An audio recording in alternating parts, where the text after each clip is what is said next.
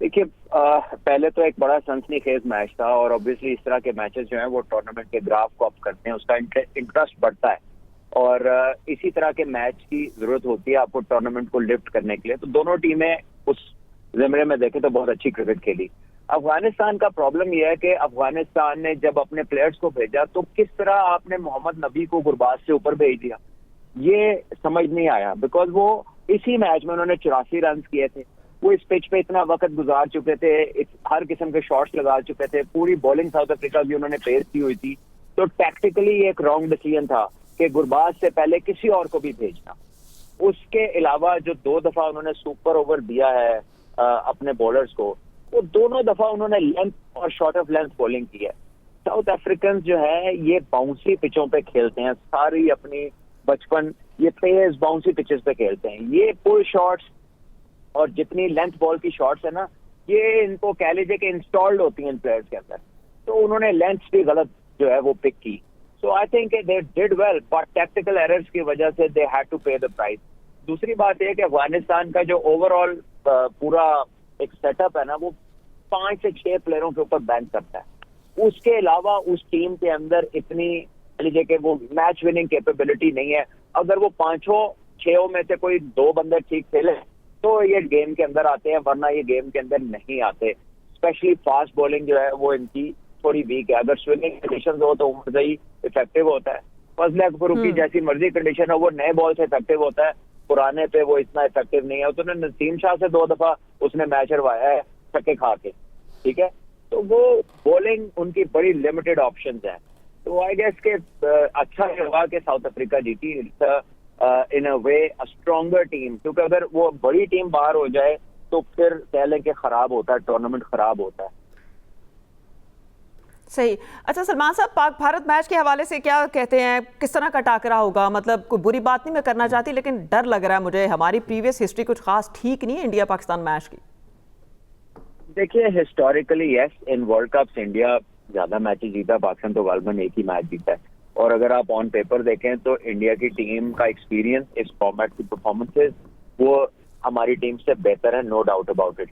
लेकिन क्योंकि हम खेल रहे हैं श्रीलंका में और हमारी सारा बिल्डअप जो है वो स्पिनिंग ऑलराउंडर्स के ऊपर है पिछले कुछ महीने से, तो हमें फेवरेबल कंडीशंस तो मिली हैं, एक्सक्यूज कोई नहीं है। हमारी तैयारी भी अच्छी है। क्रिकेट बोर्ड ने और चीफ सिलेक्टर या जितने भी सिलेक्टर थे उन्होंने परसिस्ट भी किया है। यानी इनमें कोई एक ख्वाजा नाफे है जो लेट एंट्री है, उसके अलावा ये सारे वो हैं जिनको खिलाते ला रहे हैं, यानी कि फुल कॉन्फिडेंस के साथ फुल बैक करके यहाँ तक लेकर आए हैं। तो आई think they should give India a good fight, ठीक है ना। ये नहीं होना चाहिए कि अब यहाँ पर जाकर वो मैच में ये खराबी पैदा हो और आप वन साइडेड मैच खेले। On paper yes India has the upper hand, but Pakistan has the capability और कंडीशंस भी आपको सूटेबल है। सलीम खालिक साहब, आप क्या कहेंगे? बांग्लादेश की लड़ाई भी हमने लड़ी है, हक और सच की लड़ाई। उसके बाद इंडिया और पाकिस्तान का जब भी मैच होता है तो पाकिस्तान की टीम जो है प्रेशराइज नजर आती है। इस बार क्या हम उस प्रेशर से निकल सकेंगे? निकलना चाहिए। मेरी वजह यह है कि हमेशा हमारे साथ ऐसा होता है, कुछ ना कुछ एक गड़बड़ हो चुकी होती है।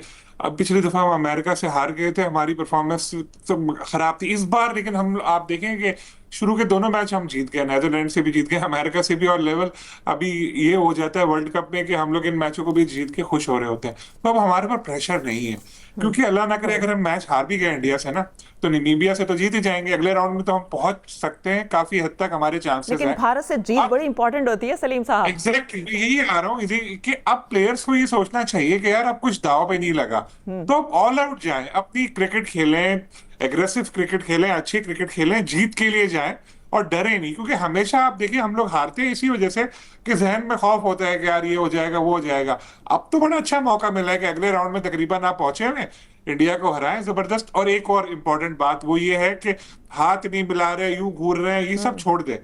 अब सलमान खुद कहे, सूर्या अगर आके बोले सलमान भाई की हाल है तो हाथ मिलाए, वरना उधर मुंह घुमाए और चले जाए वापस। हमने कोई स्पिरिट ऑफ क्रिकेट का ठेका नहीं लिया हुआ कि हम लोग आगे पीछे उनके घूम रहे। नहीं मिलाया, नहीं मिलाया हाथ, गेम पे फोकस करें।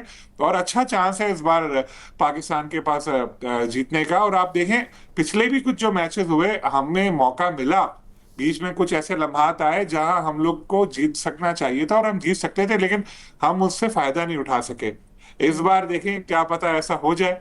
और हो सकता है, मुझे तो उम्मीद है साफजादा फरहान से, बहुत अच्छे बैट्समैन है, बहुत अच्छा परफॉर्म कर रहे हैं। बस एक शिकायत है कि 40 मैच खेल चुके हैं हाँ। और 950 बना लिए, सेंचुरी कोई नहीं की, हालांकि मौका उनके पास अक्सर होता है। क्या ही अच्छा हो अगर जो इंडिया से संडे को मैच हो रहा है उसमें हमें साहबजादा की जानिब से एक बड़ी इनिंग देखने को मिल जाए। और बाबर शुरू में टाइम ले रहे हैं, बाद में उन्होंने गो के बराबर कर लिया था, लेकिन जब नेदरलैंड के खिलाफ मैच में नहीं कर सके थे तो ऊंचा शॉट खेलकर इसी वजह से आउट हो गए थे। नंबर भी उनका चेंज हुआ, ये देखना होगा।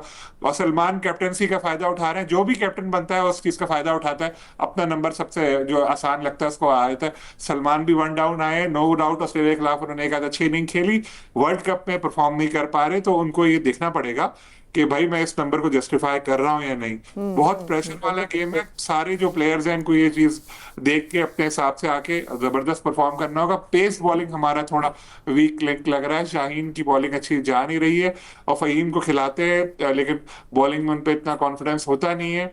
लेकिन जिस तरह फहीम ने वो मैच जितवाया, या सब ऑफिशियली मैं कह चुका हूं कि अब मैंने उनकी मुखालफत छोड़ दी है। एक जो उन्होंने 2 ओवर में 29 रन चाहिए थे और 24 रन करके जितवाया था। तो खैर स्पिनर्स भी हमारे पास अच्छे हैं, चांस पूरा है जीतने का, साइन को भी परफॉर्म पूरा करना है पड़ेगा। जीतने का। या सब आप क्या कहते हैं, दाव पे कुछ नहीं लगा हुआ, खुल के खेल सकेंगे इस बार हम? अच्छा, आपने फहीम अशरफ की मुखालफत छोड़ दी, मैं इंडिया से मैच अगर जीत गए तो सलमान आगा की मुखालफत छोड़ दूंगा। वो जो सलमान बट बात कर रहे थे ना, हम 2 मैच ऑलरेडी खेल चुके हैं श्रीलंका में। इंडिया पहला मैच खेल रहा होगा, जबकि हम तीसरा मैच इन कंडीशंस में खेल रहे होंगे, इसलिए वो एडवांटेज तो हमारे पास होगा।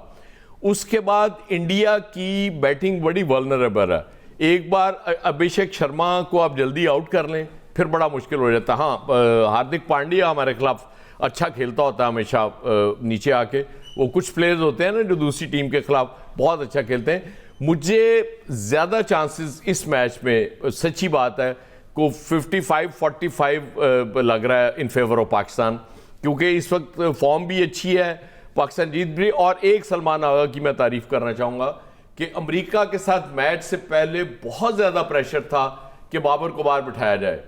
हर बंदा ये बात कर रहा था कि बाबर परफॉर्म नहीं कर पा रहे। हाँ, बाबर के लिए ये ज़रूरी है कि भाई आप एंड का इंतज़ार ना किया करें, एटलीस्ट डॉट बॉल्स नहीं होनी चाहिए। आप शुरू में सेट होना चाहते हैं ना, तो हर बॉल पे सिंगल करने की तो कोशिश करें ना। जब तक आप सेट होके चौके छक्के नहीं मार सकते उस वक्त तक आपको सिंगल जरूर लेने चाहिए। ये बाबर को इस पे काम करना पड़ेगा और फिर बाबर T20 में भी जस्टिफाई हो सकेंगे। सही, बाबर को अपने परफॉर्मेंस पे काम करने की जरूरत है। एक्सपर्ट्स की राय आपने जानी। अगला सवाल ये होगा कि नेट मीटरिंग के खात्मे से मुल्क भर में तशवीश की लहर दौड़ गई है। हुकूमत का दावा है कि नेट मीटरिंग खत्म करने से आम सारिफ को फायदा होगा। हम सवाल ये उठा रहे हैं कि हुकूमत का ये दावा कितना दुरुस्त है। यहाँ वक्त हुआ ब्रेक का, हमारे साथ रहिएगा।